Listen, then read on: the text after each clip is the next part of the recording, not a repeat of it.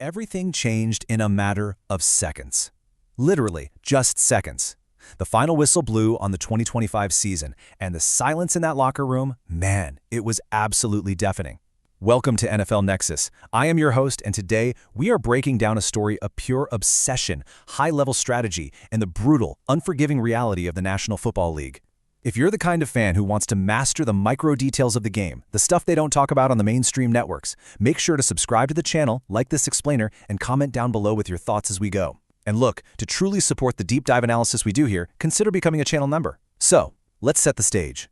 The Chicago Bears won 11 games last year that captured the NFC North Division crown.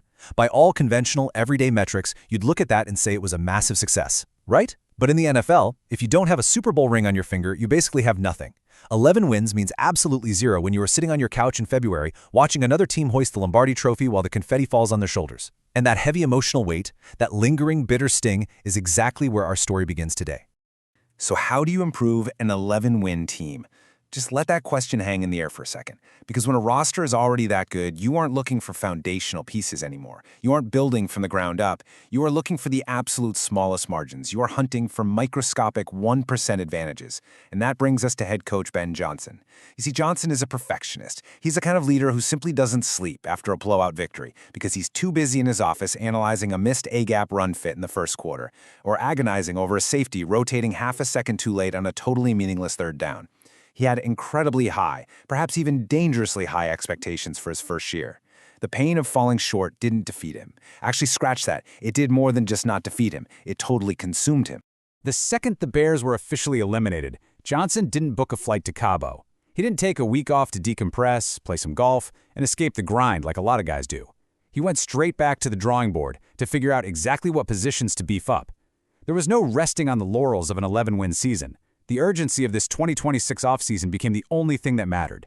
Every single scout, every single assistant coach in that building was tasked with one singular mission: find the missing pieces, build a flawless roster.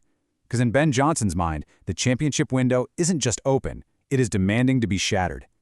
He knew he needed specific, highly specialized tactical weapons to execute his ultimate vision for this team. Section 1. A defensive masterstroke. Finding the missing piece. Now we're shifting from the heartbreak of the playoffs to the high-stakes, nerve-wracking tension of the NFL draft. Look, the draft is a terrifying place when you're picking late. The blue-chip, generational talents, the guaranteed day-one absolute superstars, yeah, they are long gone by the time you're on the clock. You're left picking through the remnants, just hoping and praying that your scouting department saw a ghost that 31 other NFL franchises somehow completely missed. When you win 11 games, pick number 25 is essentially your punishment. So you wait, and you wait some more. You watch 24 other names come off the board, guys you probably loved. But even picking this late, Chicago managed to pull off a heist. They secured the absolute ultimate weapon for their defensive secondary. They drafted safety Dylan Thieneman. And they extracted incredible value here, drafting not just a standard defensive back, but a highly specific psychological weapon for their defensive coordinator to deploy. 8 interceptions in college. I mean, do you understand how incredibly difficult it is to pick off a collegiate quarterback 8 times in a single season? That is not luck. That's not just being in the right place at the right time because of a tipped ball. That is a predatory instinct. Thieneman didn't just stumble into those turnovers. He actively baits quarterbacks into making mistakes. He deliberately sits just outside the throwing window, reading the quarterback's shoulder level and jumping the route the exact millisecond the front foot plants. When the ball is in the air, he doesn't view himself as a defender anymore. He views himself as the intended receiver. This number, 8, is a blaring warning siren to every single quarterback in the NFC North. Matt Bowen over at ESPN laid out exactly why this move is so completely devastating. He noted that with Thieneman and free agent signee Kobe Bryant, coordinator Dennis Allen now has 2 completely interchangeable safeties with elite ball skills. Specifically, Thieneman's speed and range to track the ball deep give Allen way more flexibility in the game plan to move late or disguise coverages from too high shells. Let me break down the tactical nightmare this actually creates on the field. In the modern NFL, offenses rely almost entirely on pre-snap reads. The quarterback motions a receiver, looks at how the safeties react, and decodes the matrix before the ball is even snapped. But Dennis Allen now has 2 completely identical puzzle pieces back there. They look exactly the same before the snap, they disguise the too high shell, showing a soft, inviting look, and then, at the very last possible millisecond, right as the ball is snapped, they violently rotate. It creates absolute sheer panic in the pocket. The quarterback's entire mental map of the field is just erased in a fraction of a second. Which leads us directly to the scheme fit. patrolling underneath zones and dominating cover 2-man. Now, cover 2-man is a suffocating, brutal coverage to play against. It allows your cornerbacks to play an aggressive trail technique underneath because they know for a fact they have safety help over the top. But here's the catch. It requires safeties who can cover staggering amounts of ground with terrifying speed. Thieneman has this rare ability to spin down at the snap and just violently cut off crossing routes over the middle of the field. It completely muddies the geometry of the entire offensive concept. You want to try to throw deep? His range tracks it down. You try to force a dig rod underneath, he spins down and takes it the other way for 6. This wasn't just a good draft pick. This was a massive home run selection by Ben Johnson that fundamentally alters the complex math of the defensive backfield. Section 2. A surprising roster shakeup, brutality in the trenches. But listen, the NFL isn't just one in the glitz and glamour of the first round. It's really not. We are shifting the narrative away from the celebrated household names of the draft and entering the dark, grueling, highly calculated reality of undrafted free agency. This is where dreams are either violently crushed or miraculously born. This is where the bottom of the roster is quite literally forged in blood, sweat, and absolute desperation. On one side of the ring, you have the established veterans, the current tight ends. You've got Cole Kmet, a franchise staple with a massive, heavy contract, and Colston Loveland, a terrific pass catcher who is currently sitting pretty as the #1 on the depth chart. On the other side, you have the hungry new additions. The Bears drafted Sam Roush in the 3rd round out of Stanford, a kid with immense undeniable upside. And then they went out and signed an undrafted free agent named Hayden Large. So you've got 4 men, very limited spots on a 53-man roster. This is a violent collision course set for the sweltering heat of training camp. The story of Hayden Large isn't just about evaluating a football prospect. It's about a man forged in absolute, unthinkable adversity. Back in high school, he suffered an injury so gruesome it would end most athletic careers right on the spot. He tore his hamstring completely off his pelvic bone. Just imagine that for a second. The excruciating pain, the major surgeries, and the grueling, silent hours of rehab when nobody is watching, no cameras are rolling, and nobody genuinely believes you'll ever step foot on a football field again. He had to start over at the absolute bottom, grinding it out at the NAIA level, but he clawed his way up, eventually transferring to the Big Ten to play for Iowa, a program that is legendary for producing elite, physical NFL tight ends. He played fullback and H-back. He only caught 14 passes for 89 yards and 0 touchdowns in his entire time there. The box score? It's basically empty, but he was universally described by coaches and teammates as the heart and soul of the entire Iowa program. Standing at 6'4" and 255 pounds, he is a devastating trench warfare bun blocker who thrives in the absolute dirtiest, ugliest parts of the game. He exists simply to shatter linebackers. And the crazy thing is, he backs up that blue-collar grit with this incredible metric, 8.92. That right there is his relative athletic score, or RAS. For those who might not know, that score isn't just some random made-up number. It mathematically factors in his initial burst off the line of scrimmage, his lateral agility, and his raw explosive power compared to his size. It proves that despite his brutal injury history and his highly unconventional path to the NAIA, he actually possesses the elite, top-tier physical traits required to survive the violent trenches of the NFL. He isn't just a tough guy with a good underdog story. He is a verified, quantifiable athletic freak who is ready to move grown men completely against their will. And this brings us to a looming, incredibly high-stakes rumor. Analyst Preston Brozic recently noted that trade speculation has heavily swirled around Kmet, meaning Large might actually have a legitimate chance of making the team as a 3rd-string tight end. Think about the math here. Because Colston Loveland is already the elite pass catcher in the room and the rookie Sam Roush is viewed as the future, the Bears desperately need a number 3 tight end who absolutely does not care about catching passes. They don't need another receiver. They need a snowplow. And making room on the roster for a grinder like Hayden Large could trigger a massive blockbuster trade, sending Cole Kmet out of Chicago entirely. Think about the micro details of a move like this. Trading an established, fan-favorite veteran like Kmet doesn't just open a single roster spot, it clears millions and millions in vital salary cap space and potentially secures valuable future draft capital.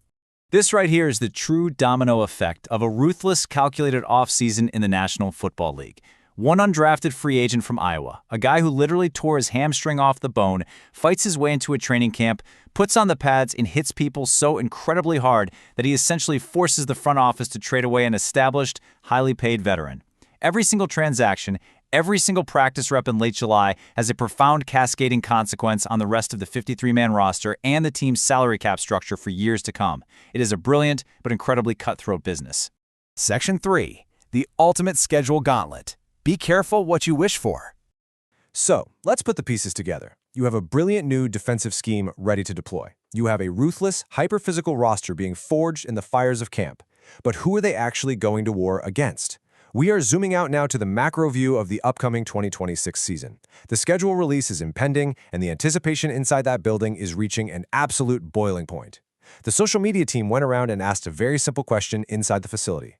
Who do the players want to face in their home opener? Now, when you win 11 games, your confidence is sky high. You don't want a warm-up game against a rebuilding franchise. You don't want a soft, easy opponent to figure out your timing. No, the locker room was actively begging to fight the absolute biggest bully on the block first. They want to walk out of that tunnel at Soldier Field and immediately prove to the entire world that 2025 was not a fluke. So who did they actually call out? Talk about manifesting a heavyweight clash. Quarterback Caleb Williams, star receiver Rome Odunze, running back Rashawn Johnson, left tackle Braxton Jones. The absolute core offensive stars of the Chicago Bears all looked dead into the camera and called their shot. And they didn't ask for a divisional rival like the Packers or the Lions. They didn't ask for a fringe wildcard team. They flat out demanded a matchup against the defending AFC champion New England Patriots. I mean, the sheer arrogance.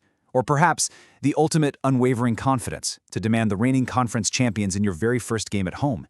They want a team that is structurally sound, brilliantly coached, and relentlessly physical. They are practically begging for an absolute bloodbath on the shores of Lake Michigan. But you know, the NFL has a really funny way of giving you exactly what you ask for, and then some. According to league insider Adam Schefter, the Chicago Bears are essentially a lock to open the entire NFL season on Wednesday night, all the way out in Seattle against the defending Super Bowl champion Seahawks. So you have to travel to arguably the loudest stadium on planet Earth, deal with the infamous 12th man screaming in your ear, and face the team that literally just lifted the Lombardi Trophy. And then, if the players actually get their wish, Week 2 is that home opener against the AFC champion New England Patriots. I want you to really think about the physical toll of that travel schedule for a second.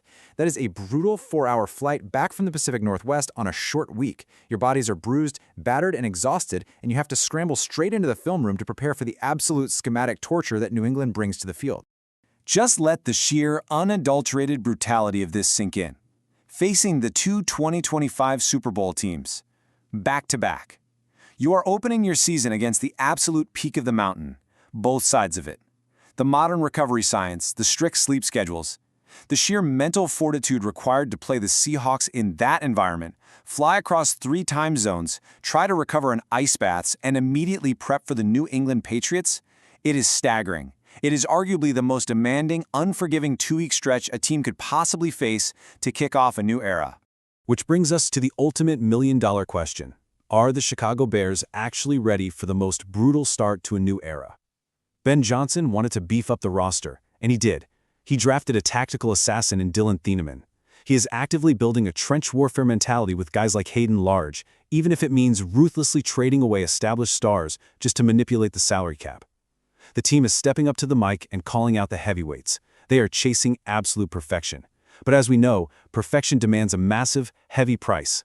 And staring down the barrel of the Seahawks and the Patriots in consecutive weeks right out of the gate, well, we are going to find out immediately if this team is genuinely built for a dynasty or if they will be completely crushed under the weight of their own massive ambition.